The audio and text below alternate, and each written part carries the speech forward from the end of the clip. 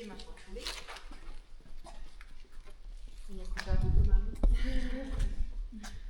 Nachádzame sa v polovici prehliadkovej trasy a zároveň v najodľahlejšej časti Harmanickej jaskyne, v Blúdnom dome, ktorý je dlhý 100 metrov, široký 18 metrov a vysoký 12 metrov.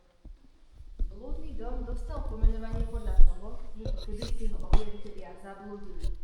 Mali iba malé petrolové lampy, ktorými si svietili a pomedzi tieto skaly blúdili 6 až 7 hodín v úplnej tme. Mysleli si, že sa už vonku nedostanú, ale napokon sa im to podarilo. Nebojte sa, my sa dostaneme taktiež vonku.